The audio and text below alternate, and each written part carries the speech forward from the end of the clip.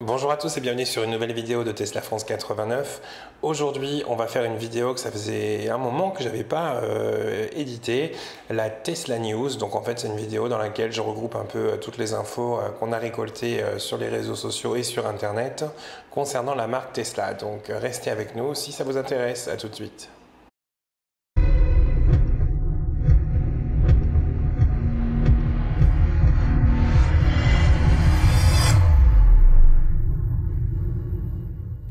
Alors, je voulais attaquer par le Battery Day, qui est en fait pour moi l'annonce en fait primordiale en ce moment par rapport à Tesla. Donc, c'est un événement qui était prévu de se dérouler dernièrement. Bon, avec l'épidémie de Covid-19, du coup, ça a un peu chamboulé tout le planning. Et effectivement, on ne peut pas faire de rassemblement avec beaucoup de monde. Et du coup, c'était une présentation au public de la nouvelle technologie, des nouvelles avancées au niveau batterie de Tesla. Donc, qui ont toujours été quand même assez en avance là-dessus. Il y a pas mal de brevets qui ont été déposés, il y a pas mal de spéculations, il y a pas mal de supputations et de potins, donc ça on adore par rapport au Battery Day. D'ailleurs, du coup, là, on vient d'avoir l'annonce le 22, donc il y a 3 jours, que c'était envisagé d'être reporté au 15 septembre. C'était prévu d'être reporté à juillet, mais finalement ce sera le 15 septembre. Et d'ailleurs, ils vont combiner l'événement avec la présentation aux actionnaires des résultats de l'entreprise. Voilà, donc là c'est vraiment un tweet de Elon Musk qui est assez récent. On peut donc partir, je pense, sur le 15 septembre pour cette présentation. Au niveau, il y a déjà quand même quelques fuites. Il y a pas mal de gens qui font des suppositions et Elon Musk ne peut pas s'empêcher effectivement de venir surenchérir et de mettre son grain de sel. Donc on a un tweet par exemple de Eva Fox qui parle en fait du nouveau gain qu'on peut obtenir au niveau des batteries de nouvelle génération Tesla. Et donc Elon Musk répond en indiquant, donc ça c'était début mai, que c'est bien plus important que ça n'y paraît. On parle quand même de batteries qui pourraient tenir 4000 à 5000 cycles de recharge. Donc si vous comptez à peu près une autonomie classique de 500 km, enfin bon, en tout cas on parle de batteries qui auraient une durée de vie qui pourrait aller jusqu'à 1 million de miles parcourus au niveau distance qu'on pourrait parcourir avec la voiture. Donc ça c'est dû principalement à l'augmentation du nombre de cycles qui mettrait moins, parce que plus on va utiliser la batterie, plus effectivement sa durée de vie, sa vie va raccourcir. Et donc là en fait il y aurait une durée de vie beaucoup plus importante grâce au fait de permettre des cycles 4 à 5 000 cycles de recharge sur ces nouvelles batteries, nouvelle génération de batteries. Il y a aussi une deuxième technologie qui est mise en place et qui du coup va augmenter la capacité des batteries. Bon, ça, du coup, on aura plus de détails le 15 septembre. En tout cas, c'est vraiment une grosse avancée parce que c'est vrai qu'il y a beaucoup d'anxiété de la part des gens qui réfléchissent ou qui pensent peut-être passer à l'électrique. Au niveau de l'autonomie, en fait, c'est vraiment une des préoccupations numéro 1. Nous, à chaque fois qu'on nous voit dans la rue, qu'on nous pose des questions sur la voiture, c'est une voiture, alors déjà, est-ce qu'elle est 100% électrique ou c'est une hybride? Donc déjà, quand on dit que c'est une 100% électrique, on voit que les gens, voilà, la première question, c'est « Ah, ok, et vous pouvez faire combien de kilomètres avec une charge complète ?» Tout de suite, cette question d'autonomie et de durée de vie de la batterie aussi, on nous dit souvent, oui, de toute façon, dans 5 ans, votre batterie, elle est morte, vous la mettrez à la poubelle. Enfin, voilà. Donc, il y a vraiment tout ce dialogue-là, en fait, ce sujet qui est hyper important pour les consommateurs, on peut comprendre, hein, parce que c'est vraiment directement lié à l'utilisation et à la durée de vie du véhicule, même si déjà, aujourd'hui, moi, je suis assez satisfait. Et puis, on a aussi le réseau de superchargeurs qui permet d'aller au-delà de cette autonomie facilement, parce qu'on peut du coup se déplacer de superchargeur en superchargeur pour faire des déplacements assez longs. Donc là, ça va vraiment être quelque chose d'assez intéressant, là, la combinaison donc déjà de tout l'écosystème Tesla, avec l'optimisation logicielle, sur le fait de réchauffer la batterie ou de la mettre à la bonne température pour permettre une supercharge plus rapide. Donc là, s'il y a une nouvelle génération de batterie avec d'autres avancées, il y en aura peut-être en plus voilà, une charge encore plus rapide, des cycles de charge beaucoup plus longs, donc des batteries qui vont durer beaucoup plus longtemps dans le temps, et puis peut-être aussi encore voilà, de l'optimisation qui va être faite au niveau de la distance qu'on pourra parcourir avec l'énergie que les batteries pourront fournir. Voilà, en tout cas, donc ça va être un événement qui va être combiné avec la présentation aux actionnaires, et Elon Musk a même parlé d'une visite en fait de l'usine qui va produire les batteries à cette occasion. Voilà, ensuite on a Elon Musk qui vient de tweeter il y a 3 jours qu'il y a une promotion, donc c'est les soldes chez Tesla, visiblement une réduction, donc c'est pour les personnes qui auraient des modèles 3 ou des modèles S ou des modèles X ou modèles Y, même oui aux États-Unis, qui en fait n'auraient pas l'autopilote de base ou même la conduite 100% autonome, donc le Full Self-Driving, FSD. Et on aurait une remise de $2000 sur l'autopilote si donc on achète cette mise à jour. Je vous rappelle qu'en fait toutes les voitures elles sont équipées pour pouvoir utiliser l'autopilote et la conduite autonome. Il y a les caméras, les capteurs, il y a tout ce qu'il faut, et en fait c'est juste un déblocage logiciel qui va permettre de mettre cette option en route ou pas dans votre véhicule. Donc soit vous prenez toutes ces options au niveau de la commande, en ce moment l'autopilote il est de série de toute façon, mais la conduite autonome c'est une option, et du coup à la livraison votre voiture elle est équipée et elle est activée pour cette option là. Ou alors vous pouvez prendre les options plus tard en fait, une fois que vous aurez réfléchi, ou alors une fois que je sais pas, vous trouvez que l'offre elle est plus intéressante parce que la réglementation s'est assouplie en Europe ou s'est calée sur les nouvelles technologies, et donc on aura plus de choses qui seront disponibles avec la conduite autonome.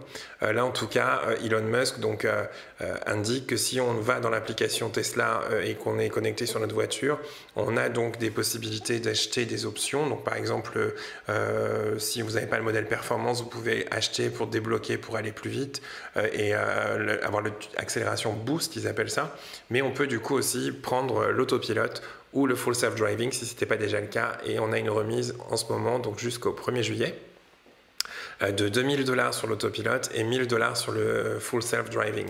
Donc je sais qu'il y en a certainement parmi vous qui sont en train de se demander si ça vaut le coup ou pas, donc n'hésitez pas, j'ai fait pas mal de vidéos sur ce sujet, et d'ailleurs je suis en train d'en sortir des différentes là avec Anthony de la chaîne Tesla Enthousiaste. On s'est réunis et lui il a une standard plus sans justement l'option conduite autonome. Il était déjà presque convaincu, alors là du coup maintenant qu'il y a des promotions dans l'air, peut-être que du coup ça va le motiver pour prendre les options qui lui manquaient. Ensuite, on a une rumeur qui est assez persistante depuis un moment. Actuellement, la Model 3 est proposée avec 2 batteries, la Standard Plus et la Long Range, donc qui sont des batteries respectivement de 50 et 75 kWh. Donc ça, c'est la puissance qui est contenue dans la batterie.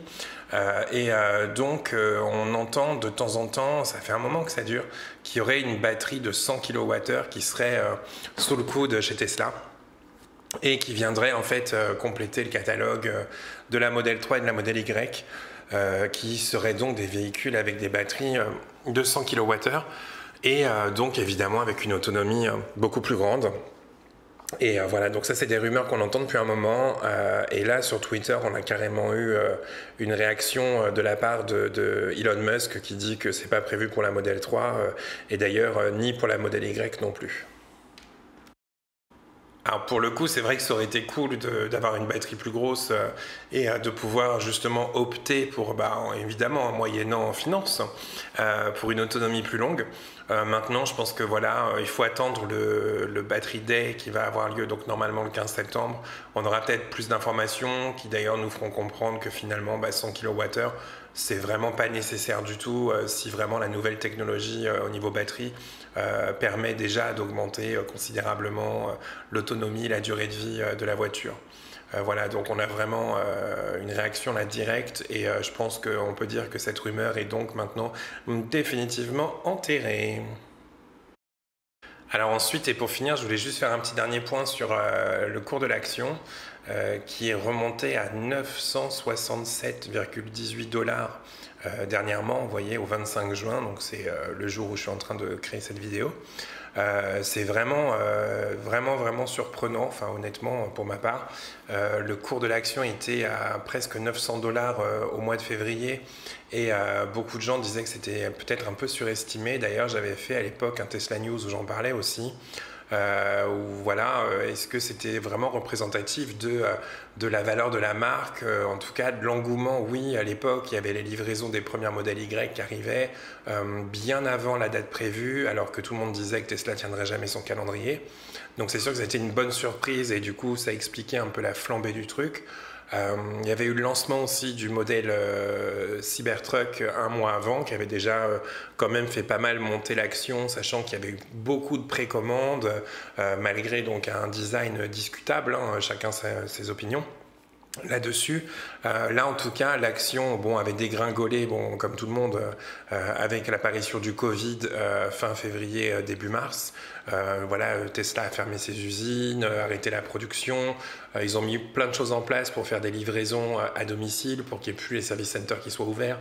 Enfin voilà, ils ont quand même maintenu leur livraison et d'ailleurs au mois de mars, si je ne me trompe pas, j'avais fait d'ailleurs une vidéo là-dessus, c'était encore bien positif.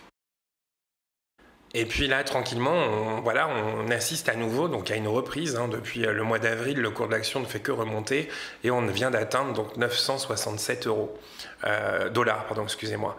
Donc ce qui est quand même incroyable, je trouve, par rapport à l'histoire en ce moment, l'environnement dans lequel on évolue. Je vais faire un petit parallèle. D'ailleurs, j'ai fait des captures aussi d'autres marques pour vous montrer un peu ce que ça donne. Mais vraiment, voilà. Est-ce que pour vous, dites-moi en commentaire, hein, est-ce que vous trouvez que c'est surestimé? Est-ce que vous pensez que si c'est représentatif justement de ce que l'entreprise elle amène avec donc toutes les innovations, notamment l'histoire de la batterie, là encore une fois? Mais c'est vrai qu'il y a tout ce teasing aussi sur la batterie qui fait que du coup ça booste peut-être un peu la valeur de l'action pour rien.